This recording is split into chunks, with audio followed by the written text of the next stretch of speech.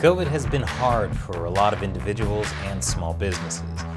Many large companies, wealthy people, have profited directly off of COVID.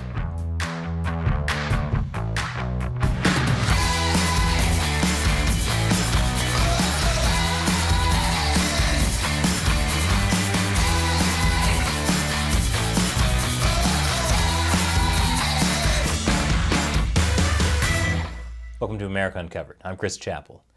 The COVID pandemic has been difficult for a lot of people. It's been difficult mentally, physically, and financially. Close to 40% of U.S. householders said back in October that they faced financial difficulties. It's been particularly rough for small businesses. Nationally, there were 34% fewer small businesses in May 2021 than in January 2020. That's why my side business, Chris's Reptile and Gelato Emporium, went under. It wasn't because it was a terrible idea. It was because of the pandemic. But while the government's pandemic restrictions during the last 2 years have hurt a lot of people, some people have done especially well as a result.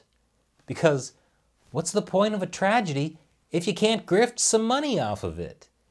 Isn't that right, all you people making 9/11 commemorative coins? We will never forget. To make a profit! Over the last 2 years of COVID, many big businesses have gotten bigger. And the wealthy have gotten wealthier. You know that meme about figuratively taking stocks and crypto to the moon? Well, Jeff Bezos got so much richer, he may literally be going to the moon. It stands to reason that some businesses would profit more than others during COVID, since the way we lived our lives and spent our money shifted rather suddenly during the pandemic. In the United States, as might be expected, tech giants were clear winners, as so many people suddenly started working and playing at home a lot more. Which business saw increases in 2020? Some of them include Apple, Microsoft, Facebook, Netflix, Amazon, T-Mobile, and Zoom. Forget a lab leak from China. COVID was really started by Zoom. It all makes sense now. Many of these tech companies also had revenue increases in the first 3 quarters of 2021. Several retailers also saw increased revenues. Businesses like Target, Walmart, Costco, and Home Depot. Because if you're going to be quarantined at home, you might as well make improvements. Maybe Home Depot and Zoom were in on it together. But some companies haven't just profited during COVID. Some have profited directly off of COVID, in particular off government policies surrounding COVID. And it isn't just commemorative coin makers this time. I'll explain after the break. Welcome back. You know who's been making huge profits while the rest of us have been locked down thanks to COVID? Companies selling face masks and other personal protective equipment, or PPE. The global face mask market was valued at $1.2 billion in 2019, before the pandemic. It was valued at nearly $21 billion in 2020. Guess where a lot of those companies are based? China. Meanwhile, Gap's decision to make face masks made them $130 million. They made $130 million selling this stuff? Man, COVID really does ruin your sense of taste. Other markets that saw growth include vitamins, COVID test manufacturers, and health insurance, with the top U.S. health insurers making billions in the second quarter of 2021 after large profits in 2020. Thank goodness. I was worried that the pandemic would force health insurance CEOs to cancel installing the champagne bidets in the bathrooms of their guest mansions. Glad those underdogs didn't take a hit. And interestingly, auto insurance companies also made money. Auto insurance? Oh, I get it. It's because everyone's been paying the same premiums as before while driving much less, which means fewer claims. The Geico Gecko is now covered in so much ice, Ted Cruz booked a trip to Cancun to get away from him. Anyway, in addition to booming businesses, the pandemic has seen the birth of a number of new billionaires who got rich fighting COVID-19. Many of these new billionaires are the CEOs, chairmen, founders, and co-founders of medical companies. These include hospital groups as well as companies that sell medical equipment, like PPEs, medical tests, healthcare technology, and pharmaceutical drugs. And shockingly, none of them were willing to invest in Chris's Reptile and Gelato Emporium. I don't know how they were able to make so much money while having such terrible business sense. More than a third of these new billionaires are Chinese. Which makes sense, since much of the world's COVID-19 safety equipment came from China. But several companies stand out in the COVID-19 money-making game. And there's one big reason why. Donald Trump's Operation Warp Speed. I'll explain in a moment. Welcome back. President Trump announced Operation Warp Speed in May of 2020.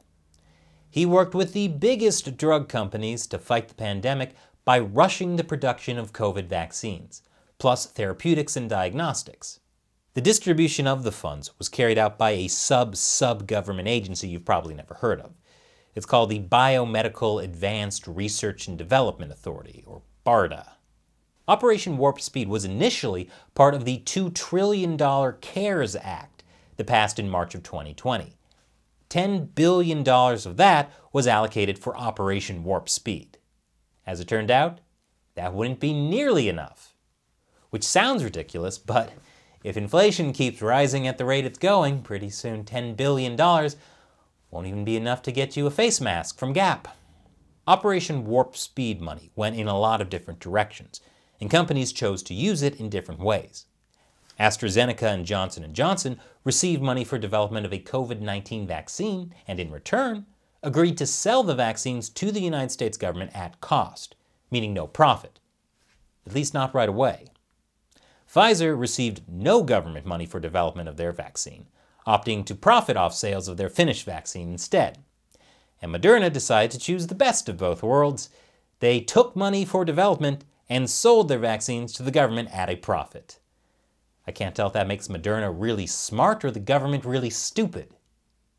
There are other drug companies that also got U.S. tax money, like Merck, Emergent Biosolutions, Novavax, and GlaxoSmithKline. So how much money are we talking? And for what exactly? We'll start with the projects that didn't really go anywhere, or at least they haven't yet. Merck received $38 million for research and development of a pill version of the COVID-19 vaccine. But the project was abandoned on January 25, 2021 because the pill didn't trigger enough of an immune response in phase 1 trials. I'd say that money was flushed away, but that's not true. Mainly because if you actually tried flushing $38 million, it would back up the toilet and flood the entire house. Your tax dollars being put to good use right here. Novavax received $1.6 billion for development of COVID vaccine and delivery of the first 100 million doses. The research and development took longer than expected. They had said they'd get it done by the end of the year, and the WHO just approved it on December 17th. This is like turning in an assignment that's due at midnight with only a few minutes to spare. Only instead of a history report, it's something you swear is safe to inject in people's bodies. Sounds reasonable. In June 2020, Novavax also got a $60 million contract from the Department of Defense for 10 million doses for American troops.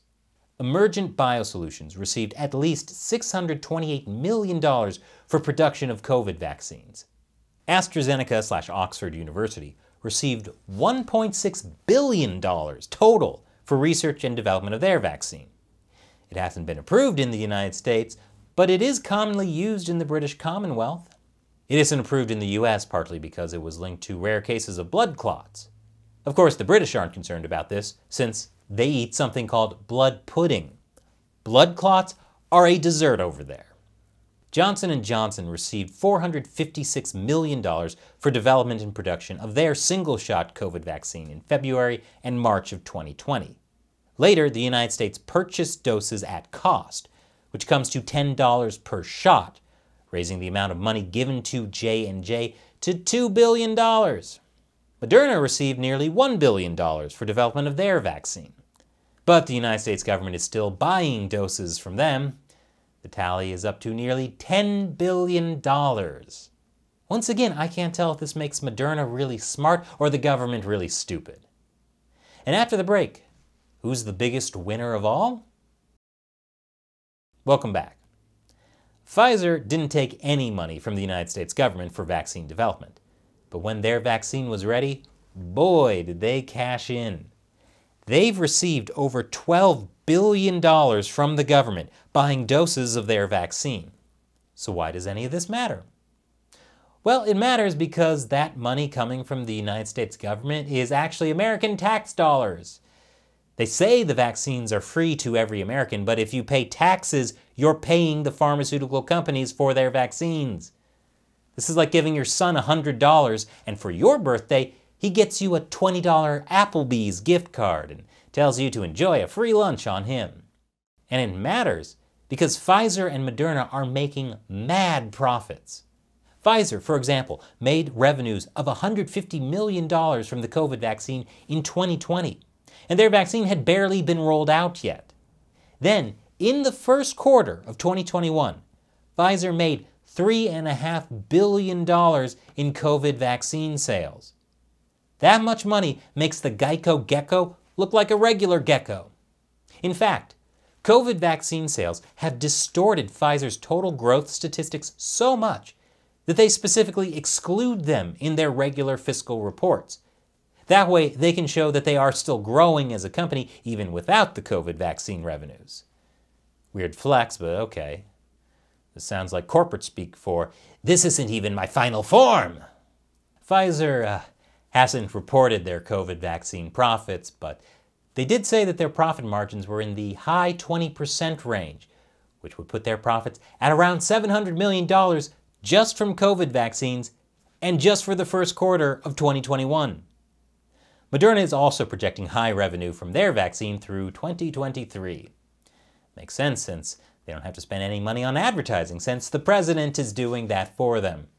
Joe Biden is basically their company mascot. Meanwhile, Johnson & Johnson stands to make profits from selling the vaccine shots in the U.S. after their agreement to sell them at cost runs out. And all three main vaccine companies are making profit from stock sales as people anticipate more vaccine purchases, especially since we're running out of Greek letters to name new COVID variants. We're going to have to start naming COVID strains with Roman numerals like the Super Bowl. And conveniently for vaccine manufacturers, they created vaccines that appear to require regular booster shots.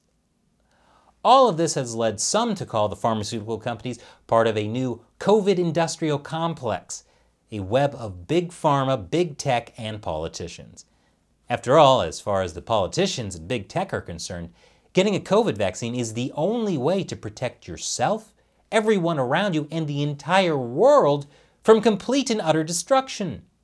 There are no alternatives to giving big pharma your tax dollars. And if I try to say otherwise, YouTube will demonetize me. For this reason, some people are saying the pharmaceutical companies are participating in shameful pandemic profiteering. In June of 2020, Representatives James Clyburn and Carolyn Maloney sent a letter to the Health and Human Services Secretary Alex Azar seeking to determine whether these contracts include provisions to ensure affordability and prevent profiteering. The heads of the pharmaceutical companies couldn't be reached for comment, likely because they were too busy swimming in their money vaults like Scrooge McDuck. But still, the $20 Pfizer is charging the government for each dose of the COVID-19 vaccine is not that much compared to other vaccines.